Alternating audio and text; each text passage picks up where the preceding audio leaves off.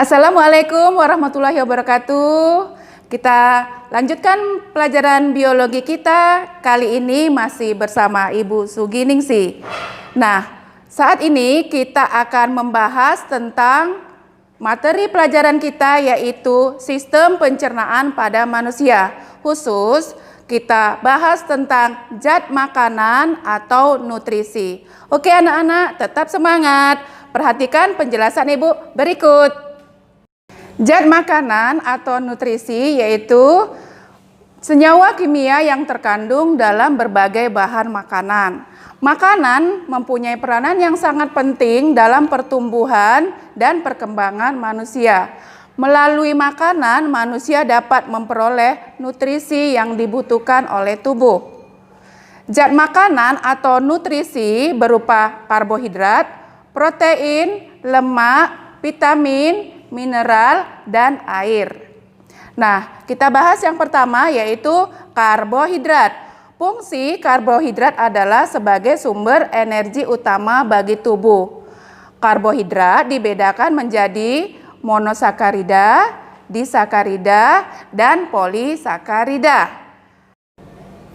Monosakarida adalah senyawa karbohidrat yang tersusun atas satu molekul gula. Contohnya yaitu glukosa, fruktosa, dan galaktosa. Monosakarida biasanya berasa manis karena mengandung molekul gula sederhana.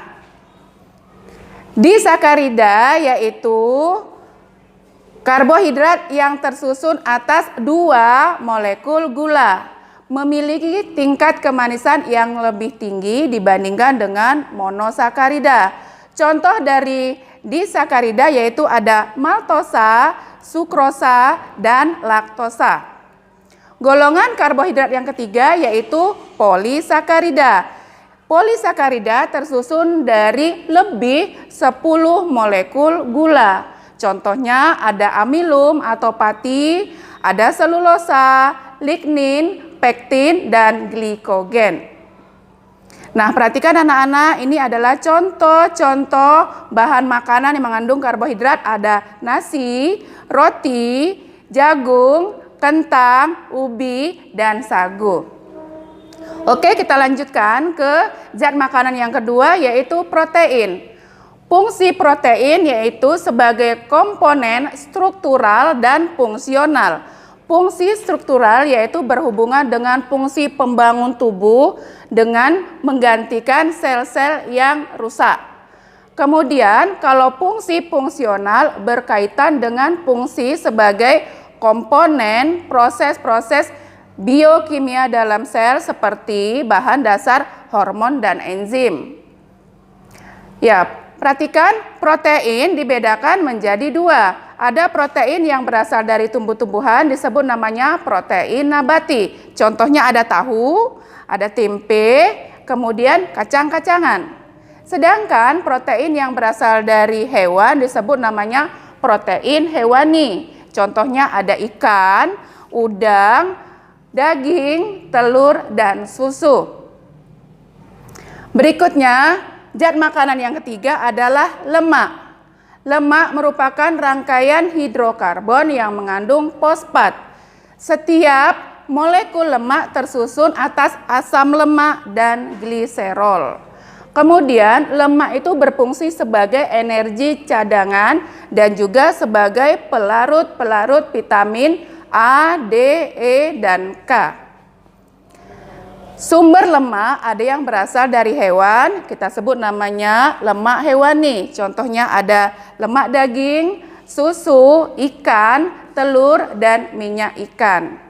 Sedangkan yang berasal dari tumbuhan kita sebut namanya lemak nabati. Misalnya ada kelapa, ada kemiri, zaitun, dan kacang tanah. Berikutnya, zat makanan yang berikutnya adalah vitamin. Nah, fungsi vitamin ini sebagai biokatalisator, yaitu sebagai mempercepat reaksi-reaksi kimia yang terjadi di dalam tubuh.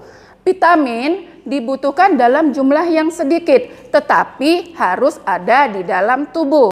Kelompok vitamin berdasarkan kelarutannya dibedakan menjadi vitamin yang larut dalam lemak, yaitu ada vitamin A, vitamin D, vitamin E, dan vitamin K. Dan ada vitamin yang larut dalam air, yaitu vitamin B dan vitamin C. Nah, perhatikan, ini adalah sumber-sumber vitamin yang banyak di sekitar kita, yaitu berbagai macam buah-buahan dan sayuran. Oke, kita lanjutkan yang berikutnya, yaitu mineral. Seperti halnya vitamin, mineral juga dibutuhkan dalam jumlah yang relatif sedikit. Contoh mineral yang sangat penting bagi tubuh yaitu kalsium atau Ca yang dibutuhkan dalam proses pembekuan darah. Dan ada juga mineral Fe, besi, dan Mg, yaitu magnesium yang diperlukan dalam pembentukan eritrosit atau darah merah yang berada di dalam sumsum merah tulang. Nah, yang terakhir, zat makanan yang tidak kalah pentingnya tadi yaitu air.